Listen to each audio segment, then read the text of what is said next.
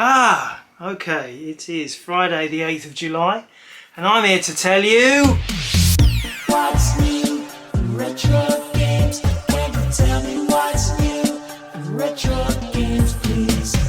What's new in retro games? Can you tell me what's new in retro games this week? Hello, it is me, Jace at Retrogames.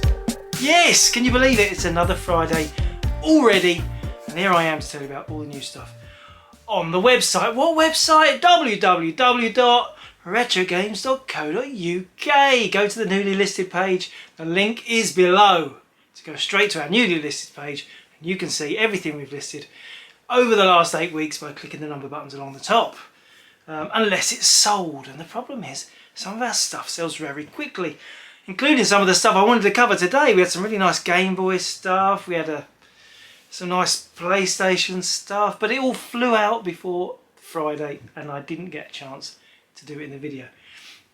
People were complaining last week that stuff had sold. By the time we've seen the video, stuff had sold, and all I'm going to say is be alert. Be alert, because the thing about retro games is, while we list a hell of a lot of games, generally we only list one of everything, and when they're gone, they may not come back for decades. Okay, what else do I want to say? I've got a very sore wrist. Not that hand. Lots of lifting this week, and for some reason my old joints and bones aren't working the way they used to. So I might grimace and wince a little bit as I'm showing you these things, because I refuse to strap this up. I'm just a martyr. I'm a martyr. What can I say? I'm a hero. I am a gaming hero, and I'm going to carry on regardless, despite the really horrible pain in my wrist. Okay, you know what I've got to ask. What's new retro games this week? Yeah! And we'll get straight on with it. Okay, and the first one today, now this is something we don't get very often in, and they sell very quickly, and that is, yes, it is a Sega 32X expansion system. And as we've never covered one on the channel yet, I thought, well, we might as well get this out. As you can see, lovely condition. This one is a UK PAL version, though I do think the American is exactly the same device, just got a different power supply, but is intercompatible. I know there's an issue about Mega CD not working American ones and UK ones, but I think the 32X is friendlier than that. But you're all going to say, no, it's not, it's rubbish. Anyway, comes with a couple. If anybody doesn't know what this is, this expanded the humble 16-bit Mega Drive into a 32 megabit console. Yeah, not half as powerful as an N64, but still a lot more powerful than the basic Mega Drive. But the sad thing is, it was an expensive device, over £100 when it came out. Not many people afforded it. They didn't release a particularly good killer app for it. There was advanced, improved versions of games that were already out.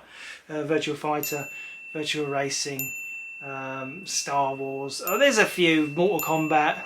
There's some really boring ones, you know, Golf, Batman. Anyway, there is 32X versions. They're not compatible with a normal Mega Drive. You have to put this in, and so a lot of people refer to this thing as the mushroom, because it looks a bit like a mushroom.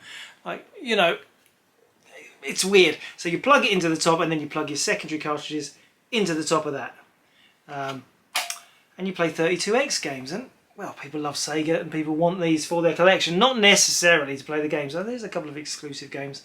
This one's a good one, and this one's a good one, but those exclusive games, they're very hard to find, and they're very valuable. Isn't everything? Now this comes with the manual. I'll show you the manual. Very nice. It's a very chunky manual for what is basically a peripheral. I think it's in a lot of languages. Yeah. Het televisiekanal installeren. Okay, that's lovely. That's a little bit of German, I think, there. I think. And comes with these. Oh, this is often missing from 32X, especially used ones. And these are little clips which they go either side of the cartridge slot and just support the weird mushroom from falling over. So yeah, that is a 32X. You probably knew all about 32X. I'm not showing you anything. I'm not teaching my mum to suck eggs.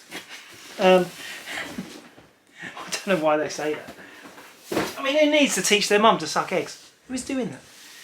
Let's go in the box. What's in the box? What's in the box? Okay, we've got a NES game to start. Yeah, and this is a very rare UK PAL version. Bucky O'Hare, based on the cult comic and cartoon series. Very hard to find on the NES. And a lovely condition, lovely label there. Not box, but it's a rare game, so it came out in my little show. Let's go PC. Now PC this week we've got this. It's very rare. I mean, it's some might say very boring. Very boring, Jace. What did you choose this for? Well, it's a version of Channel 4's Countdown, and this is a British TV show that has gone on since the birth of Channel 4 in the 80s. And this relates to the original series where they had the original presenters. And I just thought, well, not many people bought this. That's a very hard to find game, very unusual, and a little bit cheesy. But there's still a lot of people who watch Countdown, so I just thought interesting to me. Maybe not interesting to you. Let's carry on. We've got PC again. Another big box PC. Everybody loves big box PC games, and this is M25 Racer. Yes, you know that motorway that all of us get stuck on all the time, that barely moves. You can race on it. You can race on the M25. I think it's related to London Racer, which came out for PlayStation and PC, I think. Maybe it's the sequel. Spectacular racing in and around London. Now, if you are British, you will know the M25 doesn't go into London, it goes around London. Yet on the back of the box there, you'll see Houses of Parliament. And you'll see Big Ben there, Big Ben. So it's absolutely inaccurate. And I thought that I had to bring that to your attention. You'll appreciate that, M25 Racer. Let's carry on. Now, something else for the PC. It's not a game though. No, it's this. And this is a One Joystick. And I love the design of this. It's a bit like the old square top BBC joysticks you used to get with the analog sticks. And I just love the design. Look at this. And look at the movement. Like, oh, I don't know. There's something very, like, separate potentiometers. Yeah, get me. Separate potentiometers for the left and the up and down, and the whole movement. It's just a weird movement. It's got some, you can adjust it there, some adjustment wheels, 2 fire buttons. I mean, these are rare things now, but I don't know if people are getting these to run on their modern PCs. I'm guessing they do. It's like a fetish, isn't it? I love old joysticks. I get very excited about the shapes and designs, and there's so many fabulous joysticks, as you'll see on the site. What site? It amazed me. I mean, a lot of them were made for novelty value. A lot of them were made to look great, feel terrible. There are so many joysticks came out, particularly for the Amiga, Atari ST, the Spectrum Commodore era, which were verging on the unusable.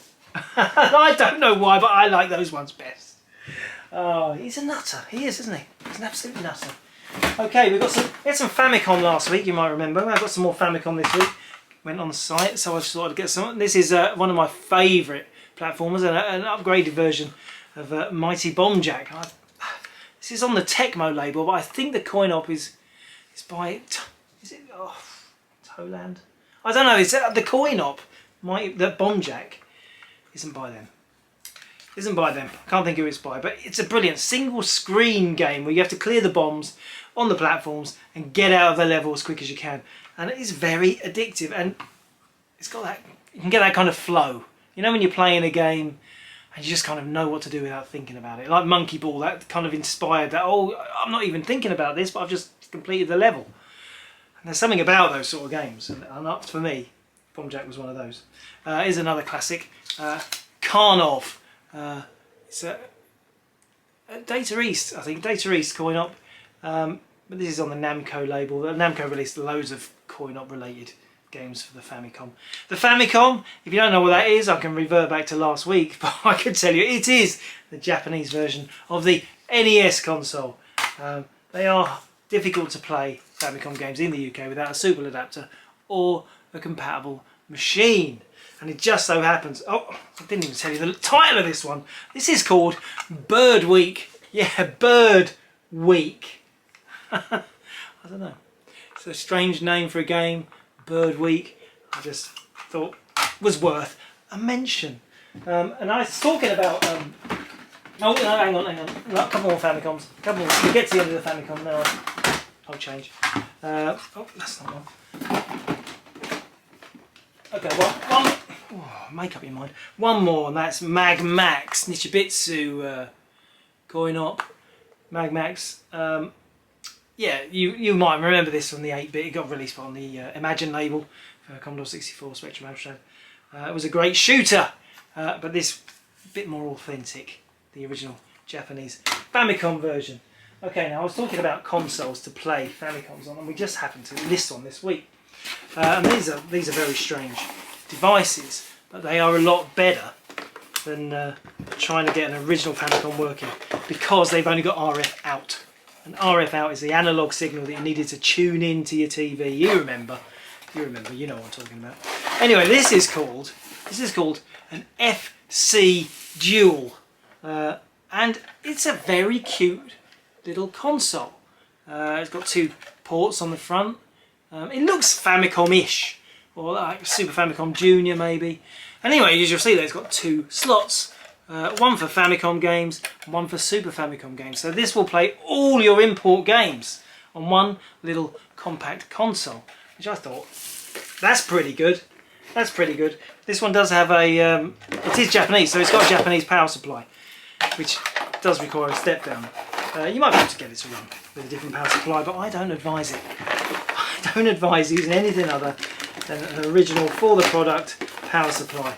Start mucking around with power supplies and you end up with smoky consoles. Trust me, after all these years, smoky consoles. Oh, capacitor burn. BBC Model Bs are the worst.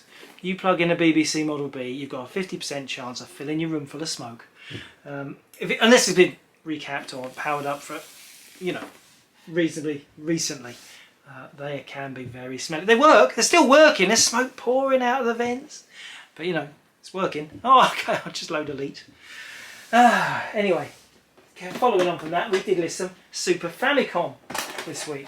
Now, Super Famicom obviously is the say it with me, Japanese version of the SNES, not the NES, Famicom the NES, Super Famicom the SNES. And here's a classic for you. Final Fight, walking along, punching people in the face. You all know it's one of my favourite game types.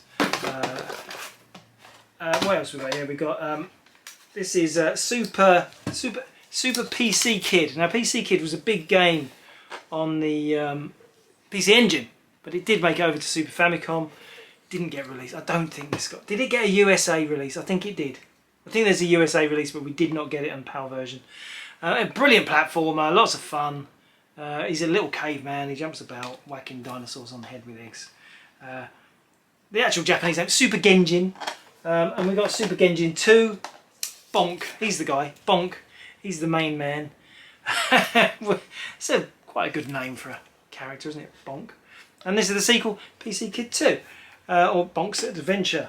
And here's another one that was worth mentioning, and that is Turtles Mutant Warriors. We all like the Turtles, don't we? Turtles are synonymous with video gaming these days, aren't they?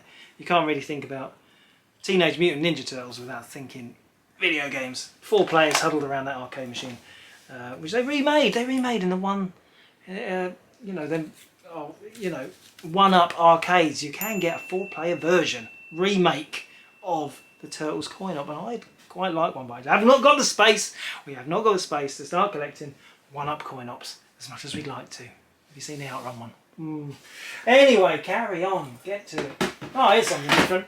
Now, I like these. You might have seen I've done a joke of this on Instagram, because this is a Game Gear carry case. Now, the Game Gear is the console that never works. The most by far the most unreliable gaming console ever made. Probably out of every 50 we get into stock, 1 works. I'm even there, I'm thinking, really? Yeah, because the capacitors just burst all over the circuit boards and they need someone to repair it. And we don't do repairs as much as you keep asking me. We don't repair nothing. We just pray that they work and we can sell them as a working console, or we list them as faulty. And I know a lot of you guys have bought faulty Game Gears from us and got them lovely and working, send us photos. Wow, fantastic. And it's brilliant breathing life back into these old retro consoles. Anyway, talk about dial-up. We did list a Game Gear this week, but I'm not showing the Game Gear, I'm showing you this case. And the reason I like this case is because it's kind of sinister. I don't know, is it just me or is that just sinister? It's kind of like, because you actually play this, the Game Gear inside it, and I think it looks like a GIMP mask. I just don't know why, it just terrifies me. And every time I see something like this, I think, oh, this should be in a specialist bondage shop. If such things existed. Let's carry on. We've done the GIMP mask, the carry case. Here's something different. This is a PlayStation TV. Now we had two of these and one of them flew out straight away. And this one's just a loose one. Now the PlayStation TV is a device released alongside the PS4 quite early in its life. I've got to get this right. This allowed you to play the PlayStation 4 in multiple rooms. So you could play with this plugged into your second TV if you've got a games room or you've got the main TV indoors in your front room. Plug this in and then you could access your PlayStation 4 in the other room and play it on the TV, which is pretty awesome. But also another thing that it does, get this, if I'm wrong you're going to have to just slap me and say you're talking baloney. That's an Americanism. And that is, you can play PlayStation 4 games on your Vita. You can plug this in, broadcast games to your Vita. I think it's a bit glitchy. I think I tried it once a long time ago. On the Sony Vita handheld console, you can play PS4 games, which has got to be the most amazing experience for a handheld. Though handhelds are getting better all the time. Steam Deck and all that stuff. Anyway, that is an odd thing. A PlayStation TV. That's what it's called. A bit like the Apple TV, you know, like sits under the TV and lets you access stuff from Apple, and that lets you access your PlayStation stuff. Okay, let's carry on. Now I've got one more thing. One more thing, but it's a big thing. Let me just make some space. Excuse me. Talk amongst yourselves. Your teachers used to say that. Talk among yourselves. Well, they just went outside for a sneaky fag. Well, that's the kind of school I went to. And doesn't it show? Doesn't it show? I think I have ex-teachers writing to me. Oh, that's a bit rude, what you said there. We've all given up smoking now. We've all got stories of school, haven't we? Unbelievable situations. You know, we can't forget this stuff. Okay, I've cleared this over. This is a games console to finish us off today, and that is this. Something different. Something I've had to open a new section on the site for, and it's called the Database Games Computer. The Database Games Computer. By Video Master / Volt Mace. They seem to be the same company. British. Oh yes. Patriotic. Oh, this is hurting the wrist. I've been alright up to this point. Oh, I'm going to slide this out. Got some old polystyrene there. Let's see if I can do this the right way up. Wrong way up. Oh, my wrist. Oh, my wrist. Stop it. Okay, right way up. Let's lift the lid. Lift the lid. There we have it. The Database Games Computer. It's a beast, isn't it? And we've never had one of these in stock before, which is unusual for us never to have had the console in. But this particular model, the Video Master Database Games Computer, we have not had in stock before. And it's got the manual, and it's got the bits and pieces. It's got 2 analog controllers, very familiar to anyone. You know, the Rotron. It's related to so many other consoles. Grundig Interton, Acetronic MPU, the Radofin, the Princetronic consoles, the Grandstand consoles. They all use the same board and the same range of cartridges, but in just different shells, making them impossible to use on multiple different consoles. So they're all related, but they're all slightly quirkier in their own. Anyway, this very similar Acetronic kind of controller, you'll get that. if you've ever used one of those. Big chunky cartridges. Another quirk of these games is they have a load button, so even though it's a cartridge, you have to press the select game, reset and the start game, and you have to wait a little second for them to load from the ROM into the memory, which is weird. I remember the first time I tested an Ace-Tronic thinking, well, this doesn't work, what's wrong with it? What's wrong? And then I had to, luckily someone told, because it's pre-internet, someone told me, oh no, you've got to do that, you've got to load the cartridge first and then play it. It took me by surprise. I've got the power supply. Do I need to get the power supply out? No, that's a bit boring. But let's get the console out and go for a close-up. It's got some wires. Oh, it's got all the wires built in. You can see anyway. It's a beast. It's quite a big, chunky beast of a console. Not me, the console. With them curly wires. But it's not just the console we got. We got some games for it, and the games for it are even rarer than the console. Let's start with these. Now, they've all got the same packaging. You'll see the Voltmace database packaging, identical, but the cartridges themselves different. This one's called Munchen Crunch, and very chunky, very nice, solid. I mean, very good quality cartridges. Got the manual in there as well, I think. Yeah, Munch and Crunch number 24. I think there's 31 games for it. I think I had a look, and it's quite a big range of games, isn't it, for such an obscure machine? I mean, these would have been sold generally in the UK. Games consoles like this were sold in TV hire shops where you used to go and rent your TV, like Weatherheads here. It was locally in Granada. These kind of shops, and they would have these little displays. I don't think these went into mainstream. They wouldn't have been in your Dixons or your Currys. They would probably mail order from magazines.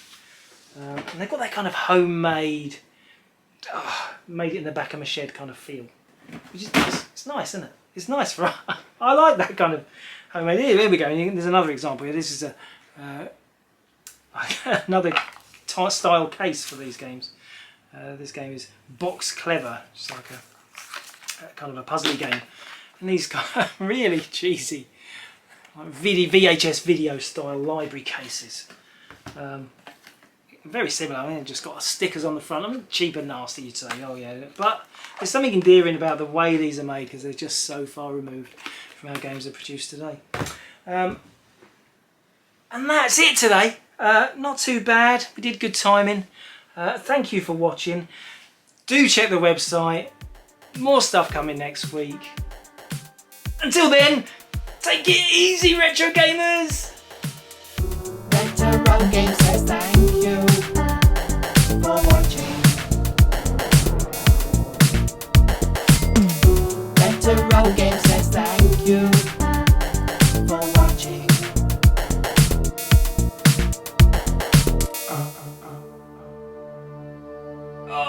I can't point like that for long. Not with me dodgy wrist. Hopefully it'll be better next week.